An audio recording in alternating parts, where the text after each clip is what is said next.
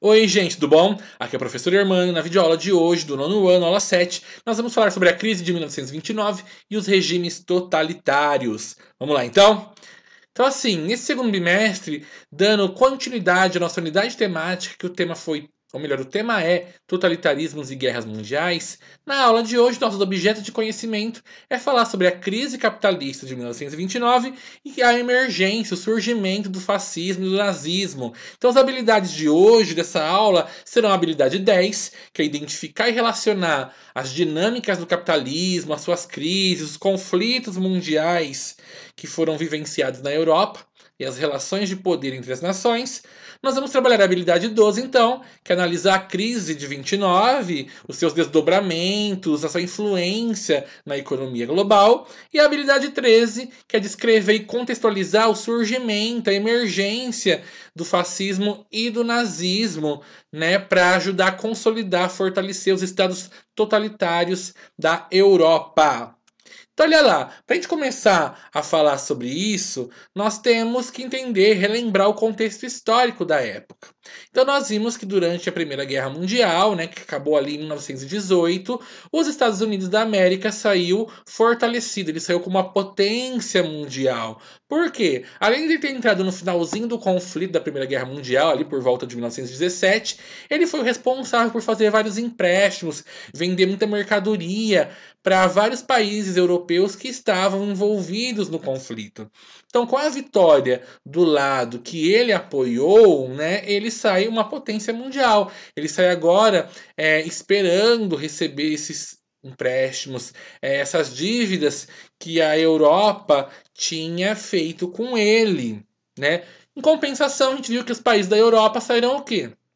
Abalados, as suas economias em ruína, altos índices de desemprego, o dinheiro, né, a moeda deles desvalorizada, a população empobrecida. Então nós tínhamos na Europa, que antes era a Inglaterra, por exemplo, uma potência mundial, e agora ela sai enfraquecida devido à guerra, aos 4 anos de Primeira Guerra, e vemos os Estados Unidos então, a sua antiga colônia, agora a potência mundial, agora a ditadora das regras. Então, assim, é, essa situação econômica, né, vai começar a mudar no finalzinho da década de 20. Então, em 1918 ali, os Estados Unidos tem o seu apogeu, começa a evoluir, né, a sua economia, desenvolver a sua indústria, e ali na metade da década de 20, mais ou menos ali por volta de 1925, esse crescimento dos Estados Unidos começa a regredir, a diminuir, né? E aí então vai levar ao que a gente chama de crise de 29. Então vamos entender um pouquinho o que foi isso.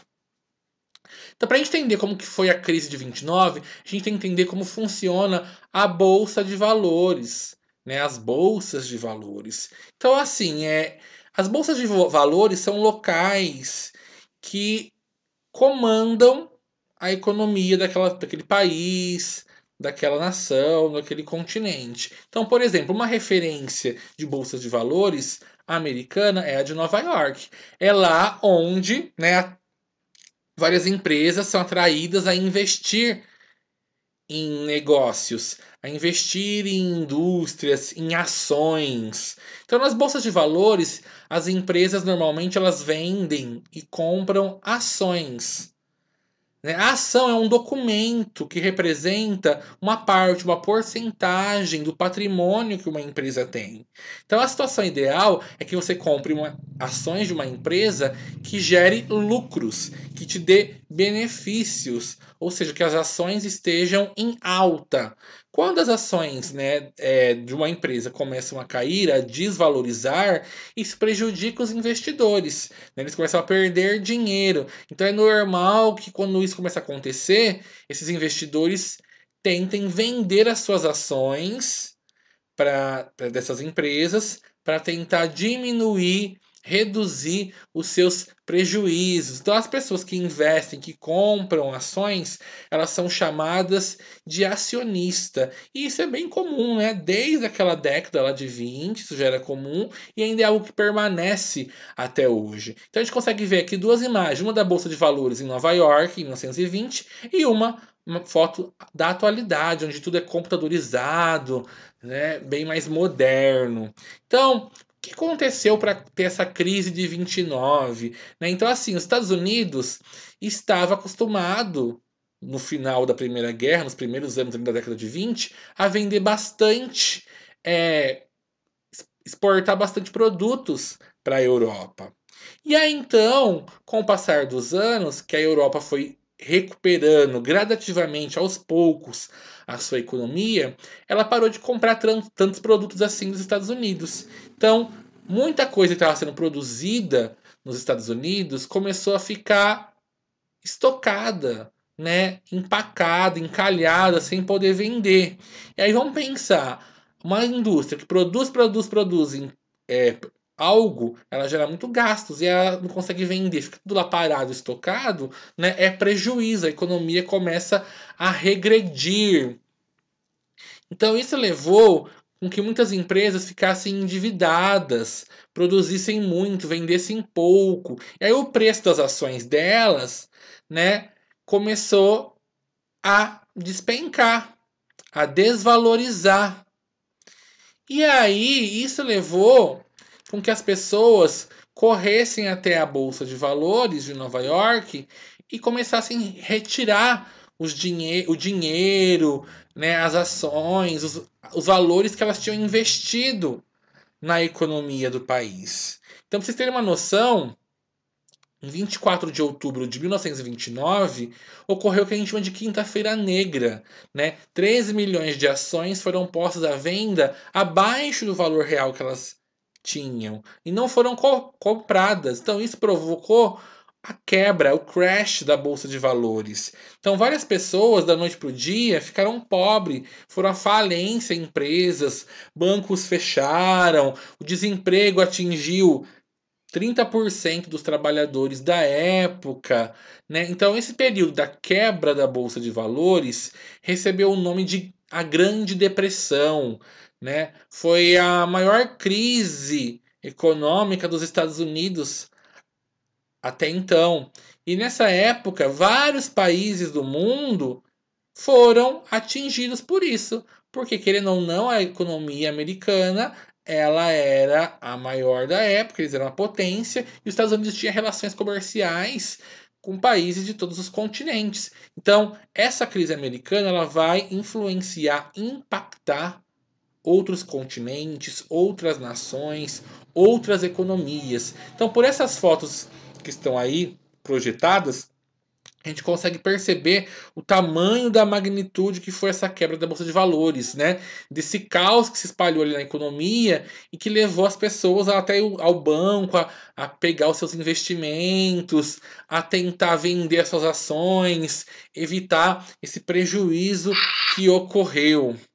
Então, olha só, esse mapa aqui eu trago para vocês para mostrar como que a quebra da bolsa de valores, né, em Nova York, nos Estados Unidos, atingiu no mesmo momento ou nos próximos anos o restante do globo. Então a região que está em roxo, que inclui, né, a América do Norte e a América do Sul, grande parte da América do Sul, inclusive o Brasil, foi as áreas afetadas pela crise em 1929. Tá? Esse mapa está em português de Portugal, então pode ter algumas diferenças na ortografia. Então olha lá, o Brasil foi atingido então já ali no primeiro ano devido, né, à quebra da bolsa de valores, assim como a Alemanha e algumas outras regiões na Europa. Já alguns lugares da Ásia, da África e da Europa estão representados na cor verde ou amarela, né? Ou seja, os impactos da quebra da bolsa de valores atingiram eles um pouquinho mais tarde, ou em 1931, que são as áreas verdes, ou em 1932, que são as áreas amarelas. Então, qual que foi a consequência da quebra da bolsa de valores? Né? Então, o governo americano inicialmente achou que a economia mesmo ia se reorganizar sozinha, que as coisas iam voltar aos eixos. Então, o governo, inicialmente, o presidente americano da época, né, não fez nenhuma interferência econômica. E aí isso foi contra o que eles esperavam, porque a economia não se estabilizou, não se regularizou e a situação só piorou ali nos próximos anos. Então, assim, vários bancos foram à falência. Os Estados Unidos, que até então faziam empréstimos para outros países, lá na Europa, por exemplo, né, na época da guerra, eles começaram a cortar os empréstimos, a querer cobrar as dívidas desses países que tinham feito um empréstimo para eles, para tentar regularizar, né, a situação econômica americana, que estava um caos. Vários bancos na Alemanha, na Áustria, na Inglaterra, que dependiam de empréstimos, né, desse capital americano, também fecharam suas portas em pouco tempo. Então, assim, o comércio mundial sofreu muito, diminuiu muito o comércio entre os países. Os países industrializados, eles não conseguiam mais vender, né, escoar os seus produtos, porque ninguém mais tinha dinheiro para ficar comprando. E os países desenvolvidos, tipo o Brasil, eles não conseguiam também nem exportar suas matérias-primas, seus produtos agrícolas, porque as nações europeias, os Estados Unidos não tinham, né, dinheiro para investir, para comprar, adquirir esses produtos. O único país, assim, um dos poucos países que saiu assim ilesos à quebra da bolsa, né, foi a União Soviética, a Rússia, porque nós vimos que lá, depois da Revolução Russa, eles viraram um país socialista e que aí vários países fizeram uma espécie de um bloqueio contra a União Soviética, né? Isolaram eles, não mantinham comércio com eles, ignoravam os russos. Então os russos não foram atingidos por esse impacto da crise capitalista, já que eles estavam isolados, tendo que se virar sozinhos, desenvolver a economia da forma deles, da forma socialista, com intervenção ali do governo, né? Eles conseguiram preservar as suas economias durante esse período de depressão econômica. Bom, e o Brasil então, né? O Brasil, como a gente viu, tinha um comércio muito estreito com os Estados Unidos, e aí a crise de 29 influenciou muito aqui na gente. Influenciou de que forma, né?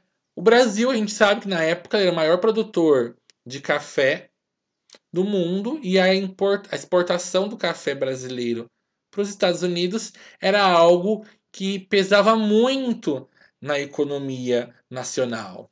E aí então, com a crise, houve o que? Uma desvalorização excessiva desse café. E aí então o governo brasileiro, na época, Getúlio Vargas era o presidente, ele foi obrigado a fazer o que então? Como a gente já comentou em outras aulas, a queimar, né, esse estoque de café para tentar manter o preço do café em algo minimamente rentável, que desse algum lucro, ainda que mínimo. Pra vocês terem uma noção, o Brasil ele era o responsável por 60%, né, da venda do café mundial. E aí então o Vargas, que tinha acabado de entrar na presidência, devido ao golpe que ele deu, lembra que a gente estudou em 1930, ele pegou uma economia, né, balançada pela crise e teve que tomar essa medida drástica de tentar manter o lucro para o país. Pra vocês terem uma noção, em 1929, as exportações do Brasil, né, de café geraram 445 milhões de dólares. E já em 1930, né, com a crise ocorrendo, diminuiu para 180 milhões. Então, olha a diferença, a queda, né, do lucro. Pra vocês terem uma noção, a saca do café era 200 mil réis. Com a crise caiu 90%, foi para 21 mil réis. Né? Então, assim, houve uma desvalorização muito grande. Então, o governo brasileiro teve que tomar essa medida drástica. Que a gente consegue ver aqui pela foto, né? Tem uma foto que mostra a produção de café na década de 20, o povo colhendo café, e a gente vê um outro momento lá no Porto de Santos, onde foram queimadas toneladas e toneladas de café para manter o preço das coisas. Então, para você ter uma noção, usaram o café como combustível. Queimava nos trens, né, nas máquinas a vapor para fazer os trens andarem, para tentar dar um fim nisso. E aí, o lado positivo dessa crise de 29 para o Brasil foi que isso obrigou os brasileiros, né, a elite brasileira, a investir na indústria, no setor industrial, porque agora eles não conseguiam mais vender tanta coisa para fora, nem comprar tantos produtos estrangeiros, e aí então isso obrigou que a economia brasileira se remodelasse, reconstruísse, investissem mais na indústria nacional para tentar suprir esses produtos que eles não conseguiam mais comprar lá fora. Enfim, a crise de 29 ela trouxe vários problemas sociais para os Estados Unidos. Porque pensa, do dia para a noite, né, bancos fecharam. Ter uma noção, num período de 3 anos, mais de 5 mil bancos foram à falência. Sim, muita gente desempregada.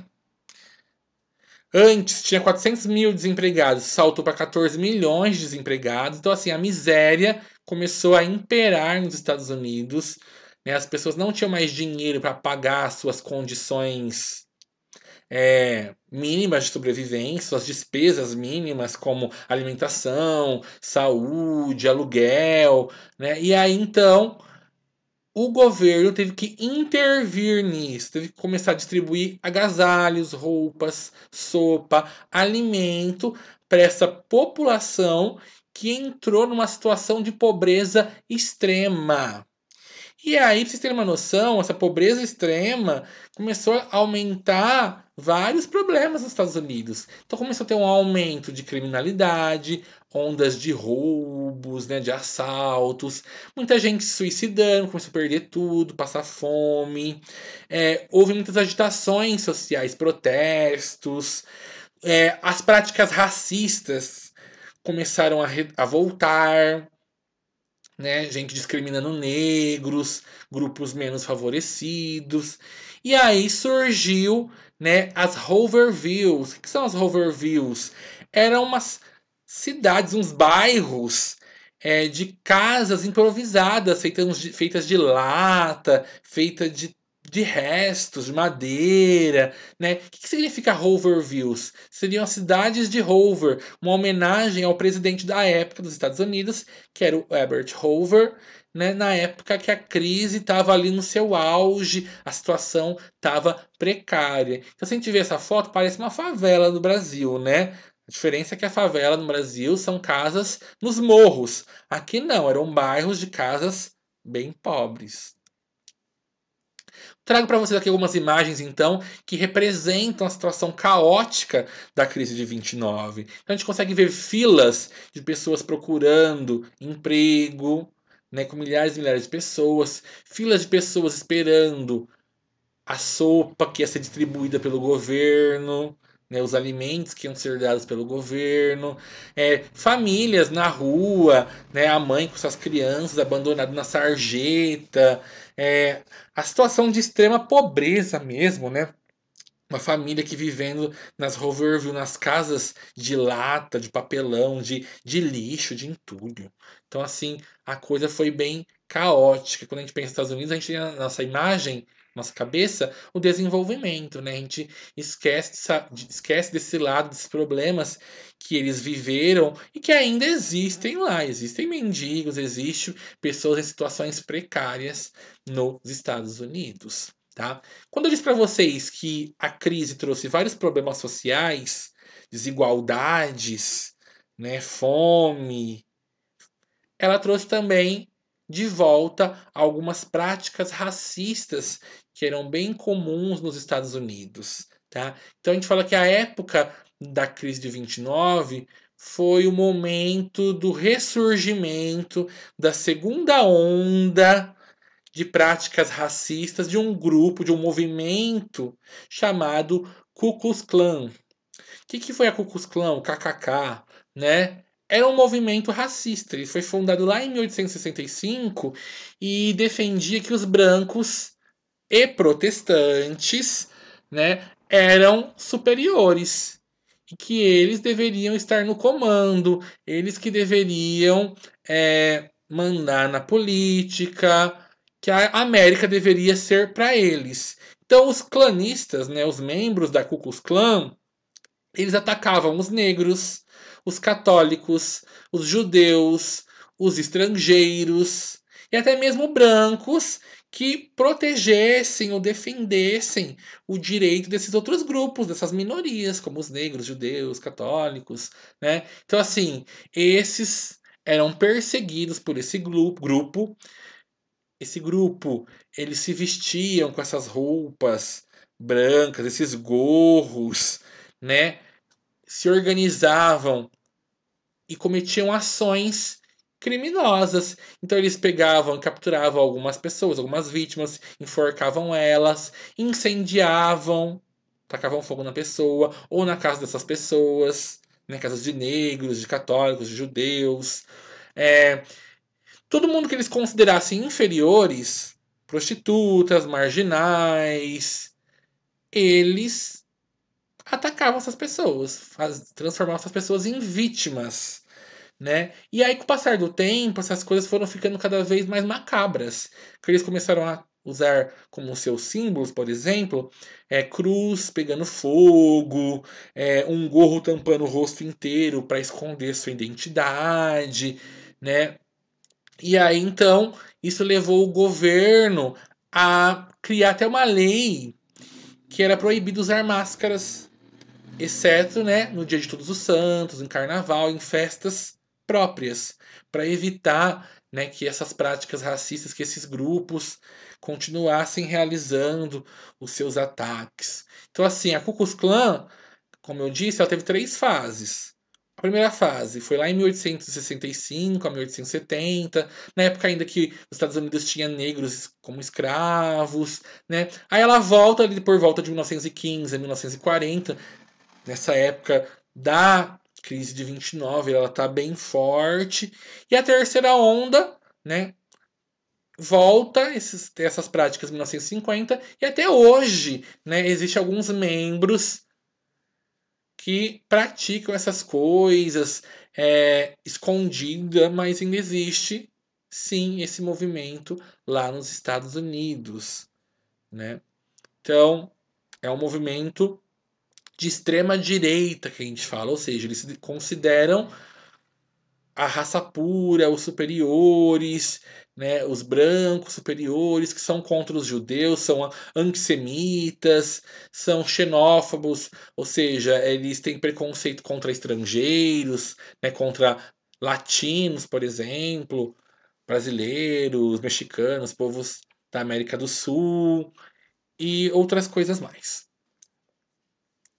E aí, como será que os Estados Unidos vai fazer para se recuperar, né? Para recuperar a sua economia dessa crise?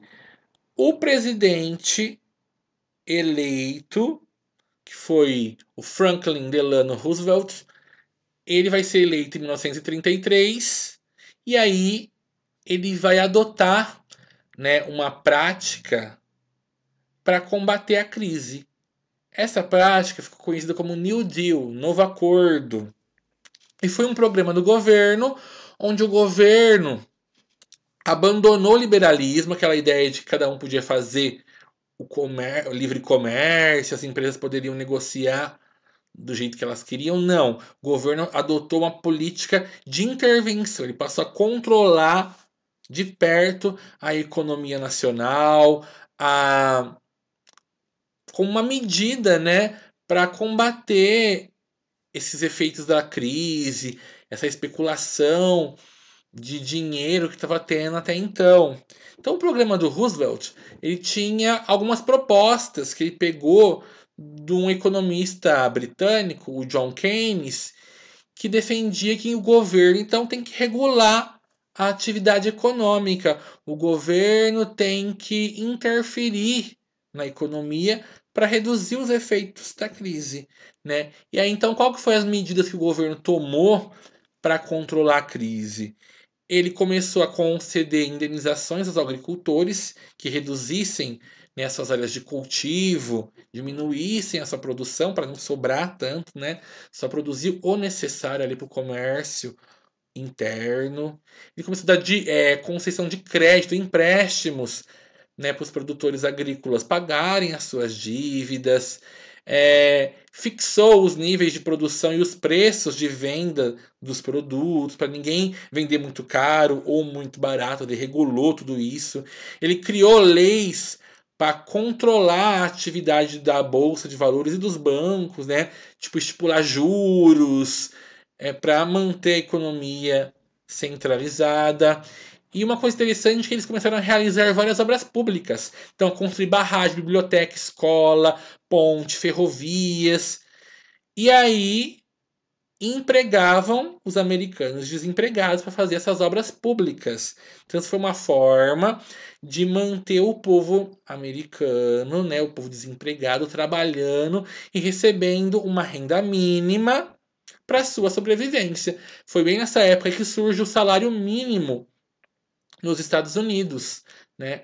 E a diminuição do horário de trabalho para 40 horas semanais. Então surge uma ideia, né, do Estado Providência, ou seja, da segurança social, que o governo ia criar mecanismos para manter a situação social digna, né? Então, uma espécie de seguro-desemprego, seguro para velhice, uma aposentadoria, ou se alguém ficasse inválido por algum acidente de trabalho. Começa a surgir, então, essas medidas visando, né, um melhor conforto social, maior direito para os trabalhadores americanos. Então, assim, o New Deal foi um sucesso.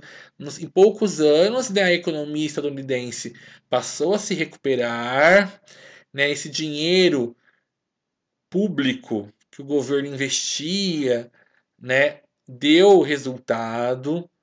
E isso foi possível porque o governo americano passou a taxar, né, os cidadãos mais ricos, cobrarem mais impostos dos cidadãos mais ricos, para gerar renda para o país, para financiar essa recuperação econômica. Então aí eu trago para vocês uma foto do presidente, né, do Roosevelt, e dos trabalhadores é, trabalhando em construções, em obras públicas, né, que foi então uma das principais medidas econômicas do novo acordo do New Deal.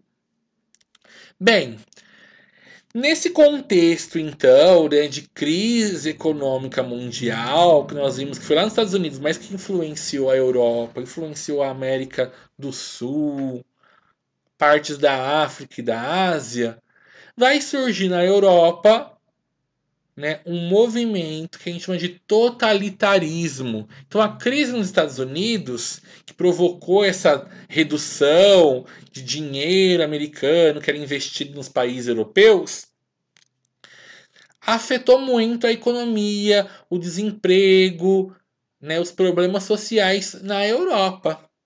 E aí então, com esses vários problemas econômicos e sociais na Europa, isso favoreceu uma crise econômica e política que gerou o que a gente chama de regime totalitarista ou de totalitarismo em alguns países da Europa e que vai influenciar muito, né, o andamento, o desenvolvimento dessas nações, de conflitos que vão ter no futuro, nos próximos anos, nas próximas décadas, tá? Então, pra vocês terem uma noção, quando a gente fala em totalitarismo, a gente está falando do stalinismo lá na União Soviética. A gente falou um pouquinho disso na aula passada, da Revolução Russa, né? Então, o governo de Stalin na Rússia, na União Soviética. Hoje a gente vai aprender sobre o fascismo na Itália, com Mussolini, e o nazismo na Alemanha, com o Hitler. E também comentar brevemente os casos de Portugal, que foi o salazarismo e o caso da Espanha, o franquismo, tá? Então, quando a gente fala em um regime totalitário, a gente tem que pensar que é um regime político onde o Estado, o governo, é mais importante que o cidadão, tá? Então, tudo gira em torno do interesse do governo, do Estado, do governante que controla ali de forma absoluta a sociedade, a nação, tá? Os meios de comunicação, a segurança. Então, quando a gente fala em totalitarismo, a gente vai perceber que nesses países, como Rússia, Itália, Alemanha, Portugal e Espanha, né, onde teve esses totalitarismos na Europa, algumas características são similares, elas se repetem, elas aparecem em todos esses países. Mas sempre em algum caso ou outro, existem algumas características que são particularidades, que são exclusivas daquele regime, daquele governo, daquele país, tá? Então, quando a gente fala em totalitarismo, as principais características são governo centralizado. Então, o sistema político, o poder, está concentrado na mão do governante, do Estado, do governo daquela nação. Outra característica muito determinante é o nacionalismo extremado, ou seja, aquele, é uma cultura que, nossa, o meu país é o melhor, a minha cultura, a minha língua, o meu povo é o mais poderoso, é mais forte. Então, assim, tem esse espírito nacionalista muito forte, exagerado nas nações totalitaristas. O antiliberalismo, né? Então, enquanto a maioria dos países a economia era liberal, ou seja, o governo não interferia tanto na economia, nesses países totalitaristas, o governo é antiliberal. Eles interferem na economia, eles controlam, eles planejam tudo na economia. O militarismo também é outra característica bem determinante. Essas nações, elas sempre tinham assim muito investimento em exércitos, nas forças armadas. Essa população desde cedo já é treinada para a guerra, né, já passa por um serviço militar. E normalmente, né, tem algum inimigo que é escolhido, uma nação vizinha, algum povo, alguém para ser odiado, combatido por essas nações. Outro ponto interessante é o culto ao líder. Então, toda nação totalitarista vai ter lá o seu governante, o seu líder, que é cultuado como se fosse quase um deus, né? Várias imagens, posters, filmes, livros, materiais produzidos para idolatrar aquele líder como se ele fosse a pessoa mais competente do mundo, que fosse levar o país, né, para ser a número um, a potência mundial. Normalmente esse país tem a questão do partido único, né? Então, todo lugar que existe democracia, existe vários países, não é? Vários partidos. E esses vários partidos lançam seus candidatos, concorrem na política, tem a eleição, né? Então, nos países totalitaristas, não. Lá, normalmente, só tinha um partido, que era o partido do líder. E todos os outros partidos eram proibidos. Eles tinham que deixar, eram deixados de existir, eram fechados. Ou seja, que democracia é essa que só existe um partido, um grupo que pode ser escolhido para comandar aquela região, aquela nação, né? Outra ideia muito forte é o expansionismo territorial. Então a ideia é que uma nação tem que conquistar mais territórios, dominar outras nações para ela crescer e ficar mais poderosa. Isso era muito comum. Também o uso da propaganda, como eu disse, para falar bem do líder, exaltar o líder e da censura, né? Não deixar os meios de comunicação, a televisão, o rádio, a mídia, falar mal do governante ou transmitir alguma notícia, alguma informação que fosse atrapalhar a imagem do líder, a popularidade dele. Então nós vimos na aula passada da Revolução Russa que a União Soviética, né, por um período teve quem chama de stalinismo. Então, de 1927 a 1953, o Joseph Stalin governou a Rússia com punhos de ferro, né? Ele implantou lá uma ditadura na União Soviética, onde por quase 30 anos, então, ele pintou e bordou o que ele queria na Rússia, na União Soviética. Então, se vocês forem olhar as características do governo dele, que a gente comentou já um pouco na aula passada, elas gritam a ideia do totalitarismo, né? Então, por exemplo, economia planificada, centralizada no Estado, aquilo que eu falei. O governo controla a economia. O culto ao líder, nós vimos lá vários posters na aula passada mostrando, né, o Lenin mostrando o Stalin como algo de outro mundo, algo a ser cultuado. A ideia que o país deles era o melhor, o nacionalismo extremo, né? E a perseguição aos opositores. Então a gente viu que o Stalin mandou matar todos os rivais dele, as pessoas que eram contra o governo dele, que ele manipulava informações, né? Fazia alterações em imagens, em fatos e militarização, né? Já começou a aumentar os investimentos em armas, em exércitos, em tropas. Então, a mesma coisa vai acontecer na Itália com o fascismo, né? Então, o que foi o fascismo? Foi o regime totalitário da Itália. Então, após a Primeira Guerra Mundial, né, assim como em outros países da Europa, a economia da Itália estava péssima. Várias empresas fecharam, o número de desempregados aumentou drasticamente, né? E aí então, nesse contexto problemático, vai surgir um grupo chamado Face de Combatimento, FAT de Combatimento, que era um grupo paramilitar, ou seja, uma organização particular de pessoas fardadas, uniformizadas, que não tinha nada a ver com forças militares do governo mesmo. E esse grupo começou, né, a combater os comunistas, a pregar a democracia, ou melhor, a pregar uma maior intervenção do governo na economia.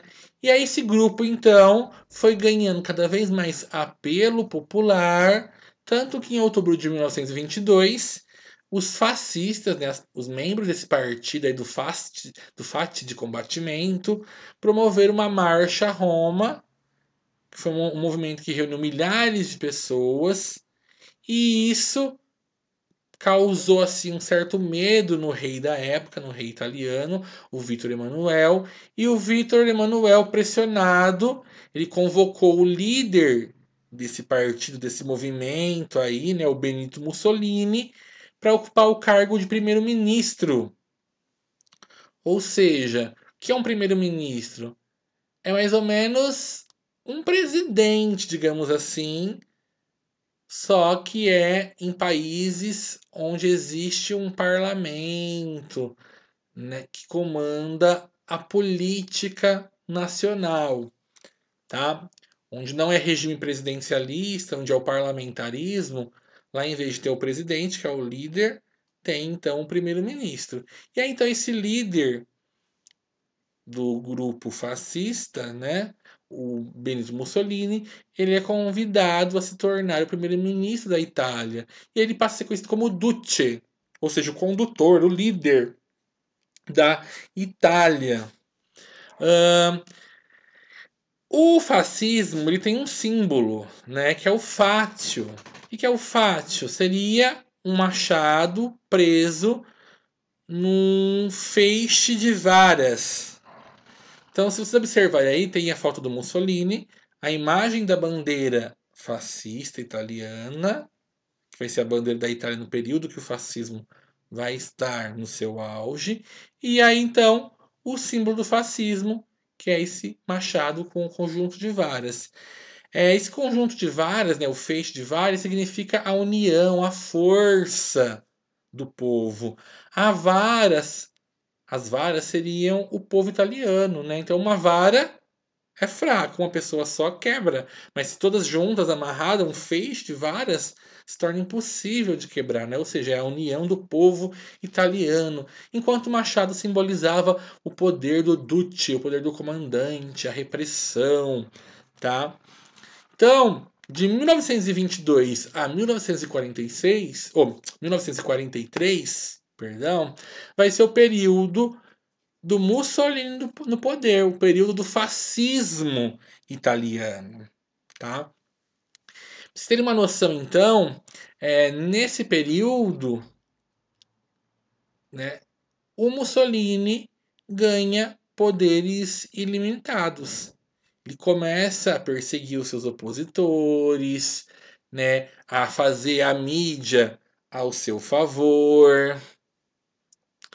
Então, assim, ele ganha muita popularidade. Pra você ter uma noção, foi durante o governo fascista dele que teve a questão do Tratado de Latrão. O que foi o Tratado de Latrão? Em 1929, né, a Itália assinou um acordo com a Igreja Católica para fundar o Estado, a cidade do Vaticano, porque a Itália queria unificar todos os seus territórios. E a gente sabe que o Vaticano, né, era uma região ali do território italiano, digamos assim, que independente, que não quis se unificar, e aí gerou todo um acordo, né, um tratado entre o governo italiano e a igreja, onde ficou acordado então que eles iam reconhecer a cidade do Vaticano como algo assim independente,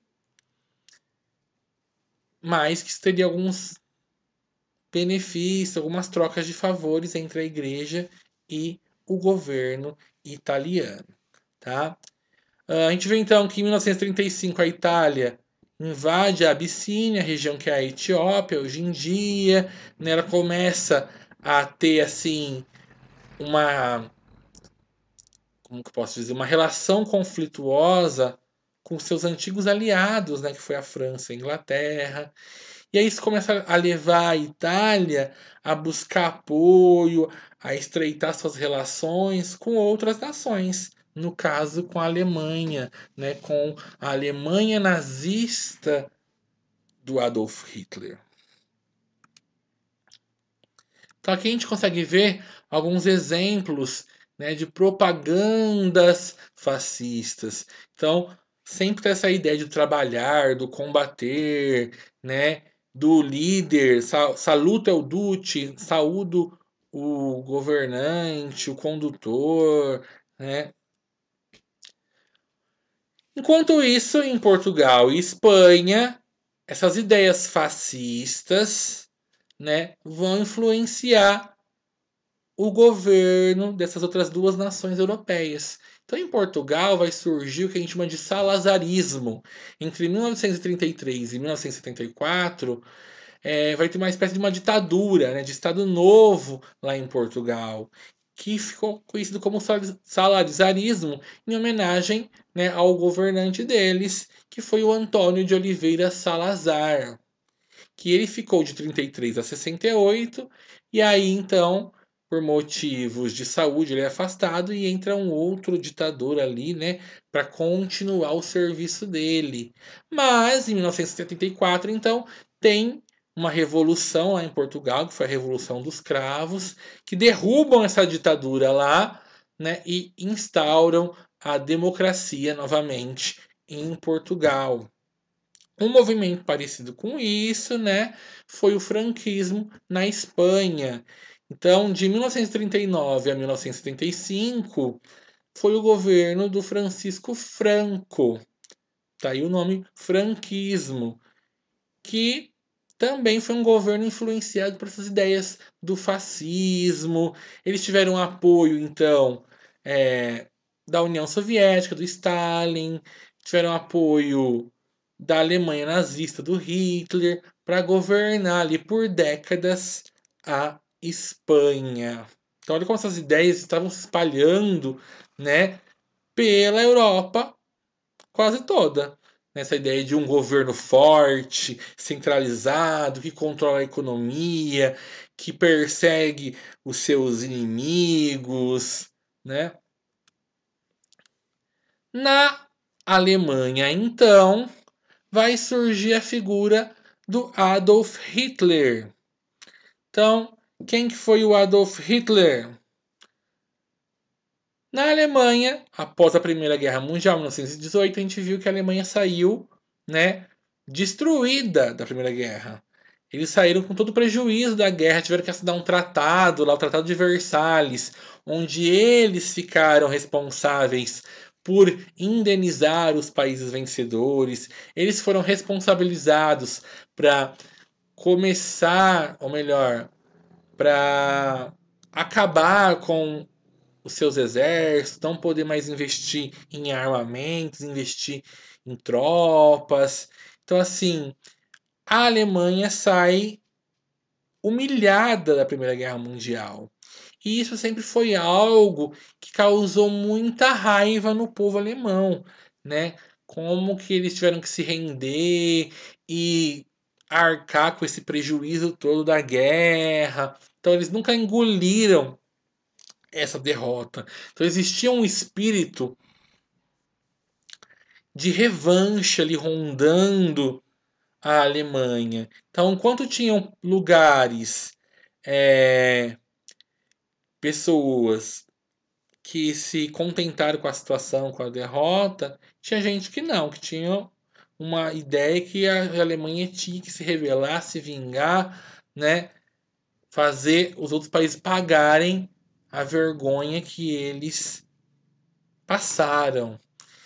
Então, em 1919, né, a crise econômica que atingiu a Alemanha, que naquela época tinha virado uma república, a República de Weimar, isso agravou esse sentimento nacionalista de revanche. E aí surge um partido chamado Partido Nacional Socialista dos Trabalhadores Alemães, ou Partido Nazista, onde os seus líderes vinham com essa ideia, com essa doutrina de que eles eram superiores, que o povo alemão não podia conviver com essa vergonha, que eles tinham que se vingar, né?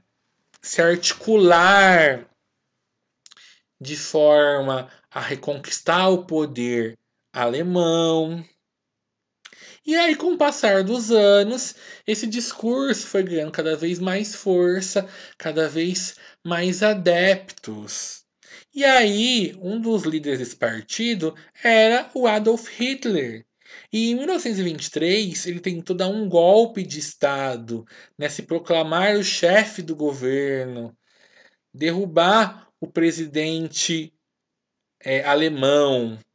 E aí, né, esse golpe foi reprimido, os rebeldes foram presos, Hitler também. E lá na prisão, ele escreveu um livro chamado Mein Kampf, Minha Luta, que era onde surge os fundamentos, as ideias, os princípios do nazismo. Quando ele sai da prisão alguns anos depois, né, em consequência da crise de 29 dos Estados Unidos, a economia alemã estava péssima e aí o partido nazista volta com força fazendo uma campanha política, né, de mudar a situação da Alemanha. Então, em 1930, a campanha nazista ganhou muita ajuda, muita força dos industriais, da população alemã. E em 1932, eles vencem a eleição para o parlamento alemão. Em 1933, o Hitler é convidado então para assumir a chefia do governo alemão como chanceler, né, como alguém que representa o governo, mas ainda assim não era o presidente, o líder principal. E com isso, então, os nazistas chegam ao poder. Em 1934, quando o presidente alemão morre, aí Hitler, que era chanceler, passa o cargo de presidente. E aí ele muda, né, o termo para Führer, líder da Rússia. Menos de um mês depois que ele vira o Führer, o líder, perdão, da Alemanha, que falei Rússia, tô louco, o líder da Alemanha. O que acontece com o Hitler? Os nazistas incendeiam o prédio do parlamento e responsabilizam os comunistas por isso. E aí, isso daí, na verdade, foi uma desculpa, um plano para fecharem o parlamento, dissolver o parlamento e ser um golpe de Estado. O Hitler ficar com o poder todo na mão dele. E aí então surge a ditadura nazista na Alemanha. E essa ditadura nazista Alemanha, essa ditadura nazista alemã, né, ela traz com ela várias ideias bem contraditórias, tá? Então, o que que foi essa ditadura nazista? A gente vai ver que vai surgir, né, um líder único, um líder carismático que arrastava milhões de alemães com eles nos seus discursos, né? Olha que característica do totalitarismo, um líder. Quem era o líder? Adolf Hitler, que promovia grandes desfiles cívicos, nazistas. E aí então, lá naquele livro que ele escreveu na cadeia, que já tinha as ideias principais da ideologia nazista, essas ideologias, essas ideias passam a ser é, espalhadas, disseminadas em meio à população alemã. Então a população alemã começa a ser educada desde criancinha através da mídia, né, da propaganda do governo em ideias como, por exemplo, que a Alemanha era o país mais forte do mundo, que eles precisavam se expandir, conquistar mais territórios, que eles deviam se armar mais, né, investir no belicismo, nas armas, na guerra, no exército, que a população tinha que ser nacionalista, amar demais seu país, dar a sua vida pelo seu país. E aí, em meio a essas ideias, vem as ideias racistas, né, de que eles eram superiores, que os negros, os gays, os ciganos, os deficientes físicos ou deficientes mentais eram inferiores e que eles deveriam ser, né, exterminados. Então, essas ideias vão ser muito fortes e muito explícitas durante a Segunda Guerra Mundial, que a gente vai ver então na nossa próxima videoaula. Então, a ideologia nazista é isso, é pregar essa ideia de que os alemães eram uma raça superior, que eles deveriam estar acima das outras, que eles deveriam comandar tudo, né? E aí surge a ideia do pan-germanismo, ou seja, que o governo alemão deveria incorporar, conquistar outros países da Europa e formar uma população alemã única, e a ideia do espaço vital, que para os nazistas se desenvolver, eles precisariam de mais espaço, ou seja, conquistar as raças inferiores, o território ocupado pelas raças inferiores, né? Implantar, ou melhor, expandir o seu território.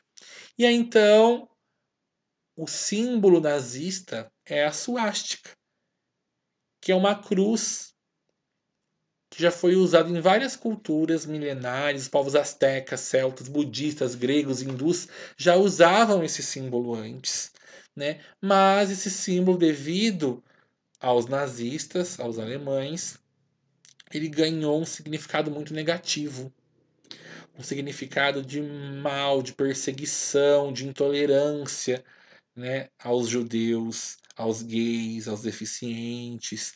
Então, é um tabu. Hoje em dia você colocar, desenhar esse símbolo por aí, né, cultuar esse símbolo, essa bandeira, né, porque ela abre feridas recentes para a nossa história e que fez muito mal a muitos grupos, a muitas minorias, né?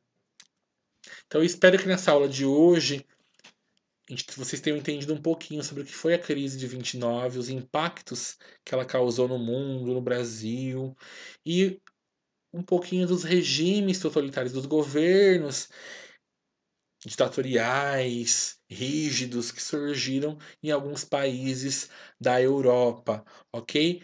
Para a gente poder, então, na próxima aula, estar estudando a Segunda Guerra Mundial, entender como essas formas de governo influenciaram o andamento da guerra.